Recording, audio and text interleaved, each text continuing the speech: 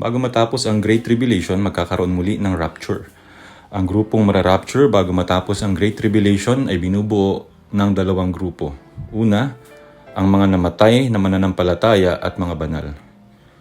Ito ay tumutukoy sa lahat ng mga banal at mananampalatayang namatay throughout the generations, kabilang ang mga namatay na mga mananampalataya sa panahon ng Great Tribulation. Pangalawa, ang mga buhay na mananampalataya. Ito ay tumutukoy sa mga mananampalataya na naiwan sa lupa, dumaan sa Great Tribulation at nakaligtas sa loob ng 3.5 years of Great Tribulation. Sila ay mara-rapture at dadalhin sa himpapawid sa ulap kung saan naroon ang Panginoong Hesus sa panahong iyon. Ngayon ay bumalik naman tayo sa mga pangyayari sa lupa.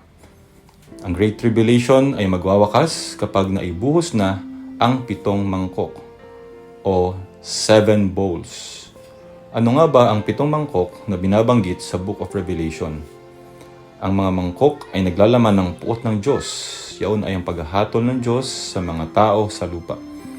Ito ay tinawag din na huling salot dahil nga sa pinsala na idudulot nito sa lupa at sa mga tao na nakatira sa lupa. Revelation 16:1, "And I heard a loud voice out of the temple, saying to the 7 angels, Go and pour out the 7 bowls of the fury of God into the earth." At ibinuhos ng unang anghel ang unang mangkok sa lupa at nagkaroon ng nakakamatay na sugat ang mga tao na nagre-rebelde sa Diyos. Sila ang mga tao na may tatak ni Antichrist. Yaon ay ang mga tao na sumasamba kay Antichrist.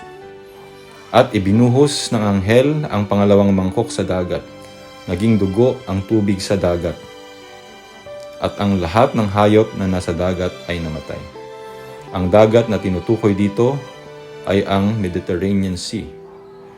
At ibinuhos ng anghel ang pangatlong mangkok sa mga ilog at sa mga bukal ng tubig. At ang tubig ng mga ito ay naging dugo. At ibinuhos ng anghel ang ika-4 na mangkok sa araw. Sa pamamagitan ng init ng araw ay nasunog ang mga tao. At nang masunog ang mga tao, nagalit sila sa Diyos at sinumpa ang Diyos.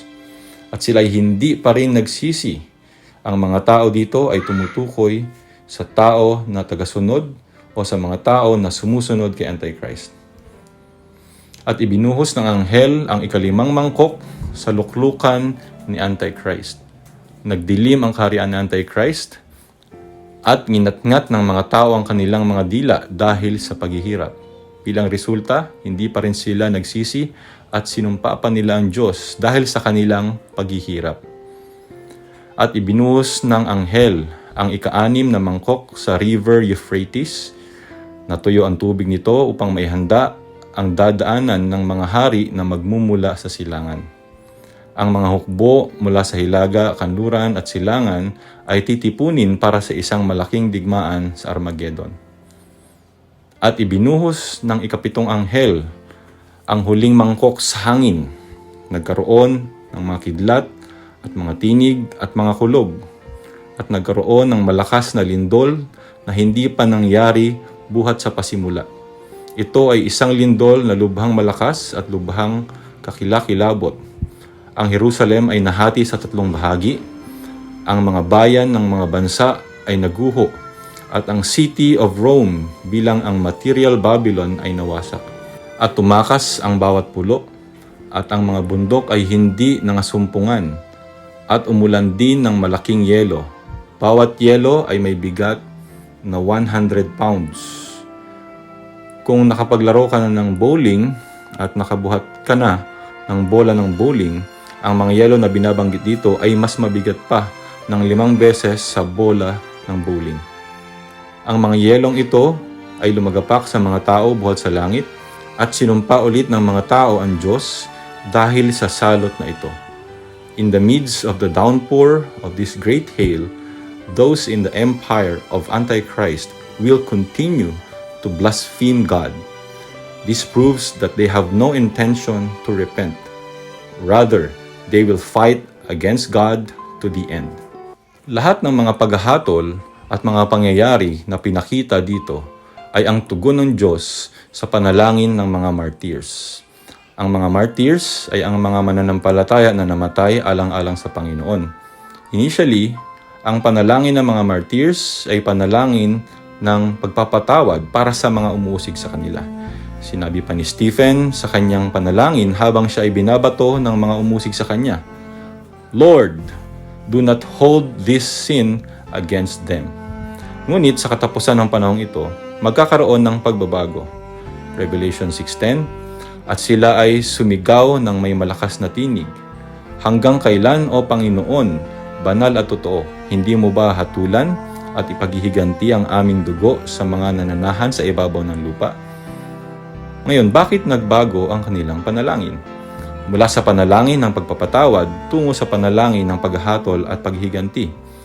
Ito ay nagbago dahil nagbago na ang panahon. Ngayon, tayo ay nasa panahon ng biyaya or age of grace. Napakarami ng mga makasalanan. They are opposing God and insulting God. Nilikha ng Diyos ang napakagandang mundo para tiran ng tao. Subalit, kaunti lamang ang nagpapasalamat sa Diyos. Maraming tao ang hindi naniniwala sa pag-iral ng Diyos. Kinukutya, sinusumpa, at nilalapastangan nila ang Diyos. God has been tolerant and long-suffering. Subalit sa pagtatapos ng panahon na ito, ang pagtitiis ng Diyos ay magiginang paghahatol.